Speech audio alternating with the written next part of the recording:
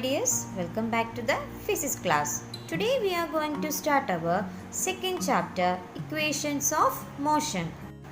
In the previous year you already learned about motion. So what is motion? When a body is continuously changing its position with respect to the surroundings, then we can say that the body is in motion. Before moving to the equations of motion, first we want to learn about graphs. So let's see what is a graph.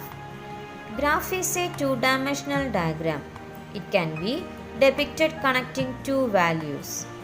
A graph will have two axes. The horizontal axis is the x-axis and the vertical axis is the y-axis. The point O is the origin. This is where x and y axis meet. The axis towards the right from the origin is the positive x-axis, that is OX, and to the left is the negative x-axis, that is OX dash. In a similar way, OY and OY dash are considered as positive and negative axes respectively in the y-axis. Next one, what is the use of a graph? We can depict the relation between quantities using a graph. Based on this, equations connecting them can be formulated. Gaining information using a graph is more simple than obtaining it by mathematical calculation. For this, you have to learn two types of graphs in this chapter: position time graph and velocity time graph.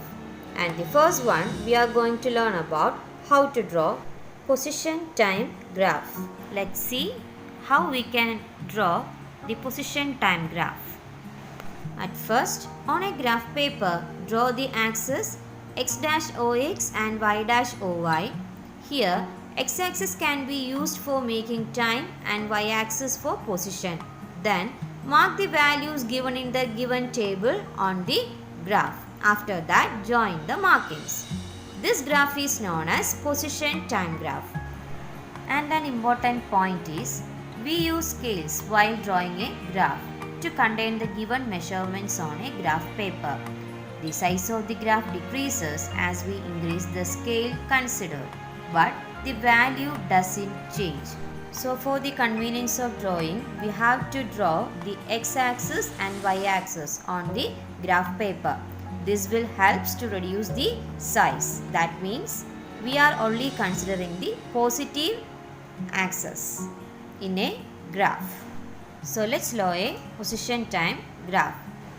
So for that, here the motion of a car is given, and from this given data we can say that the time of the car increases by 2 seconds.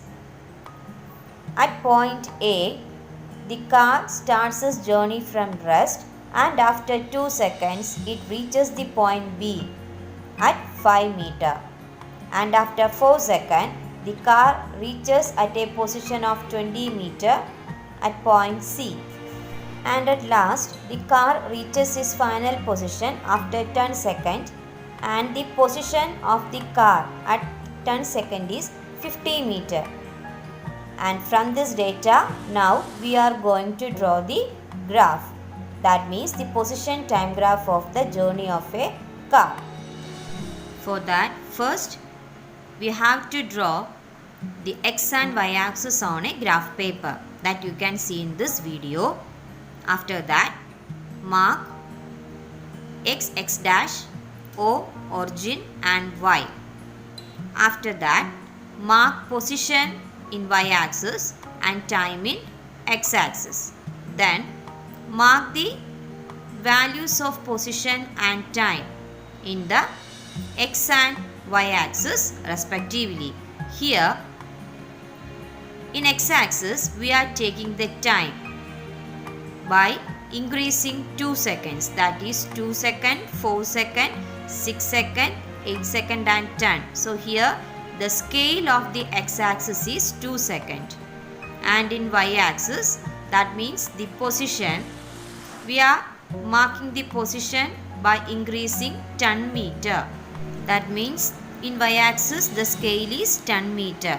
This will helps to reduce the size of the graph and we can include all the values in this graph paper. Here the car starts its journey from rest. That means at 0 second the position of the car is 0. So at first we have to mark the point at 0. Okay. The next one, the car travels 2 seconds. Okay.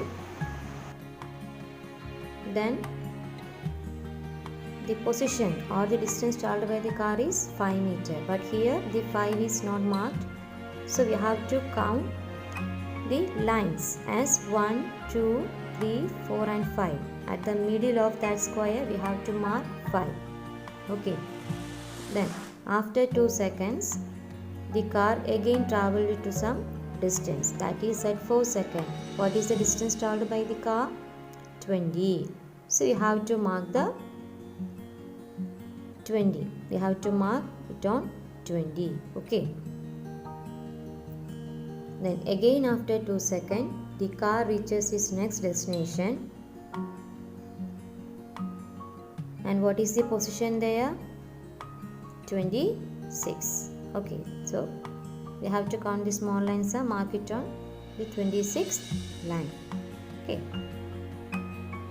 Then again after 2 seconds, that is at 8 seconds, the car travels again and reaches the distance or position as 44 meter. Okay, so this is 44 meter.